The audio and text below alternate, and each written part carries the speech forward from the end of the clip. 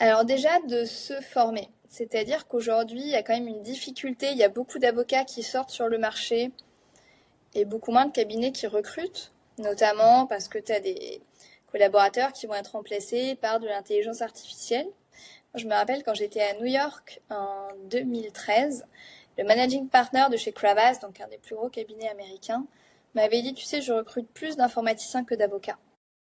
Et c'était il y a 13 ans. Et du coup, face à ça, quand tu trouves pas de collaboration, pour prêter serment, sinon tu dois t'installer. Mm. Et donc aujourd'hui, avec des espaces finalement de coworking et autres, tu peux assez facilement t'installer.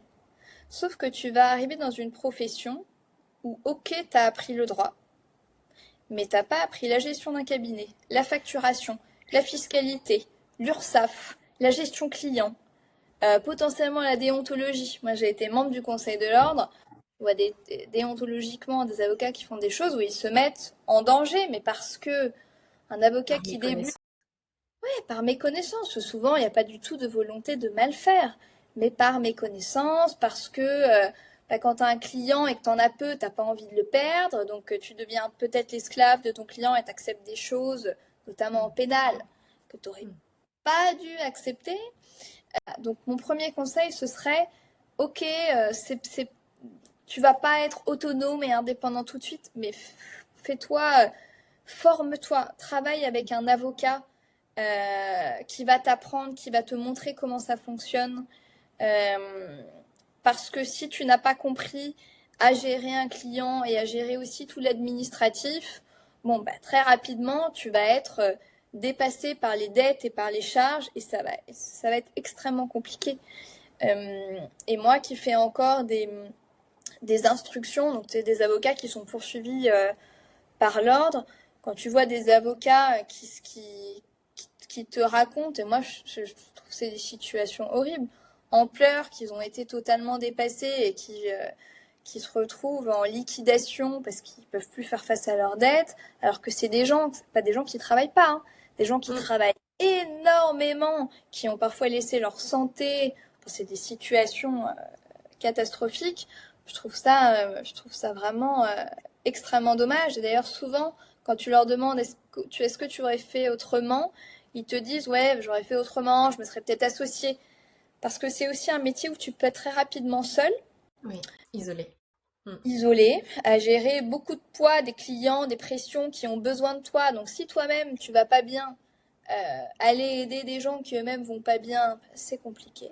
Et puis faut trouver le ressort, la ressource en toi. Donc si toi déjà t'es complètement submergé, ça va être compliqué. C'est ça, te former auprès de quelqu'un qui sait, ne pas rester seul. Et tu vois, par exemple, au barreau de Paris, tu as énormément d'associations fabuleuses, l'UJA, l'Union des jeunes avocats, mais plein, l'ACE, qui vont donner des formations gratuites, qui vont organiser des événements pour que les avocats restent pas seuls, soient formés, aide, tu vois, tu as une permanence même de soutien psychologique au barreau de Paris. Tu as énormément d'initiatives, les gens critiquent beaucoup l'ordre.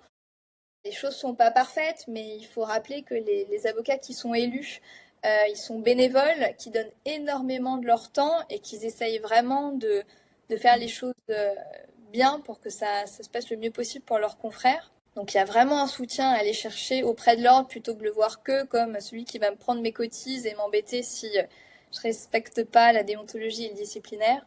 Ça va au-delà de ça. Et puis après, il y a tellement de manières d'exercer.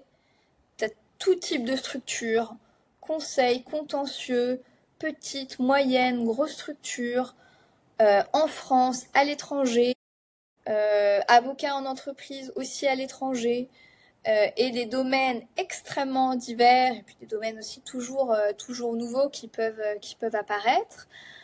Il faut trouver ce qui te plaît. Mais il y aura toujours un domaine où tu vas être bon parce que ça te plaît. Moi, je suis vraiment de ceux qui pensent que quand tu fais quelque chose avec passion et que tu travailles, il n'y a aucune raison que ça ne marche pas. Et c'est ce que un de mes confrères, Kirill Bourgatchev, m'avait dit à l'époque quand je me posais la question de m'installer. Il m'avait dit, tu sais, Chloé, des gens qui travaillent et qui aiment ce qu'ils font, j'en connais pas, qui n'y arrivent pas.